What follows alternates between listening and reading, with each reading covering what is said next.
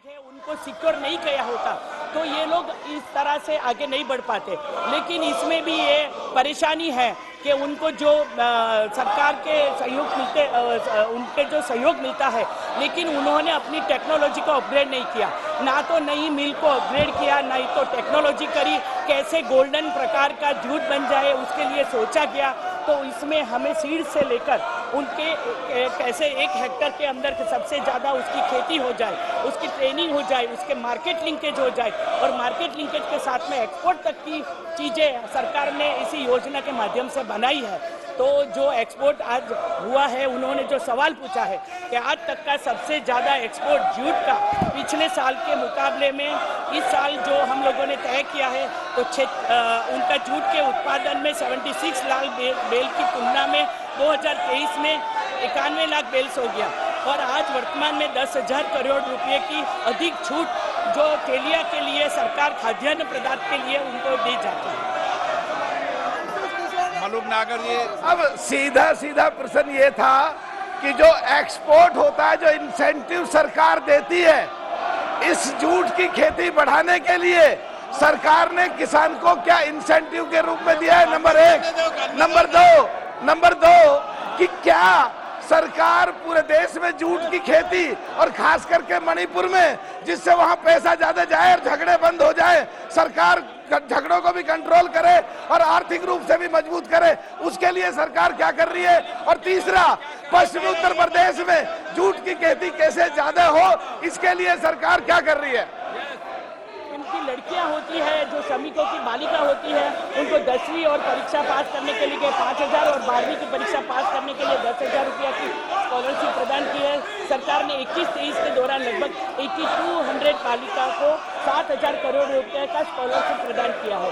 इसके अलावा technical textile के लिए, जियो टेक्सटाइल के लिए जो ज़्यादातर नॉर्थ ईस्ट में उसका उपयोग होता है, उसको बढ़ावा देने के लिए भी हम लोगों ने बहुत सारे इंसेंटिव लिए हैं।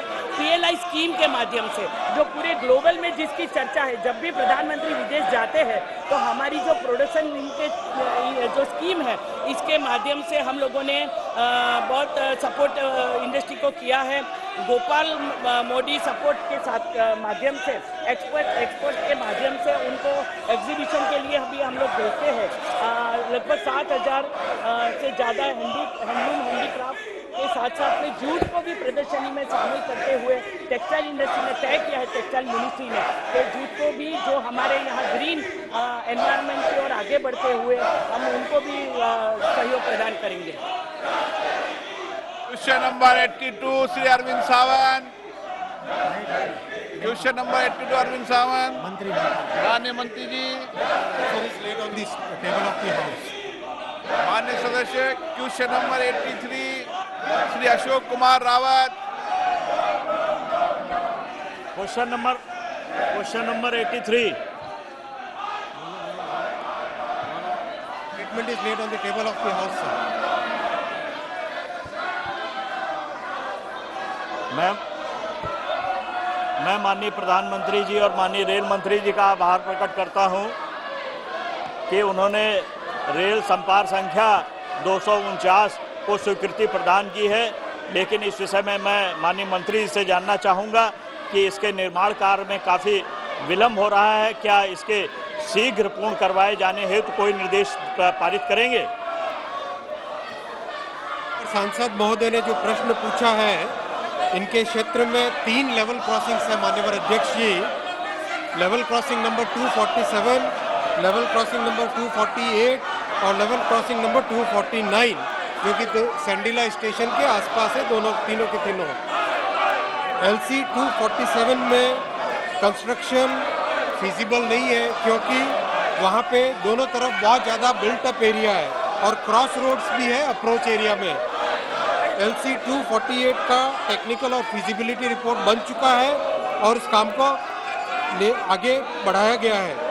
LC 249 में कॉस्ट शेयरिंग बेसिस पे ये प्रोजेक्ट अप्रूव हुआ था माननीय अध्यक्ष जी, और रेलवे ने इस कॉन्ट्रैक्ट को अवार्ड कर दिया है मई के 2022 में। उसके बाद में काम में थोड़ी सी कुछ और चेंज आया, चेंज होने के कारण अप्रोच पोर्शन का कॉस्ट भी उसमें इंक्लूड किया गया और इस पूरे के पूरे काम को टेंडर अवार्ड कर दिया गया है। काम तेजी से चल रहा है। धन्यवाद माननीय मंत्री जी। मैं दूसरा पूरक प्रश्न जानना चाहूँगा कि मेरे संसदीय क्षेत्र में Balamau railway station level crossing 257 है, जिसमें अंडरपास के लिए फाइल लंबित पड़ी हुई है रेल मंत्रालय में, और उसी के साथ ही 258 की लेवल क्रॉसिंग है जिस पर रेलवे ओवरब्रिज स्वीकृत हो चुका है। मैं माननीय मंत्री जी से जानना चाहूँगा कि 257 के रेलवे अंडरब्रिज और 258 के रेलवे ओवरब्रिज की आगे की प्रक्रिया में अविलंब प्रारंभ किए जाने हेतु कोई निर्देश देंगे? मान्यवर सांसद महोदय का सजेशन नोट किया गया सर, और मैं मान्यवर सांसद से निवेदन करूंगा कभी भी कार्यालय में बैठ के उसका कंप्लीट रिव्यू हम लोग कर लेंगे। Now Sri Krishna. With respect to the RUBs, road under bridges, there is a huge problem, mainly in the rainy season, sir. There's a lot of water logging that is happening for almost 6 months a year, sir, and because of that, farmers are not able to access their fields for 6 months a year, sir. And this has been raised by not just by me, sir, but most of the members in the House repeated times, sir. So I request the Minister to give some clarity on this issue so that there's a technical there needs to be a new design that has to be come up with the RUBs, sir. So I request the Minister to give what is the new design that are coming up so that this water logging problem can be taken off, sir. Thank you very much.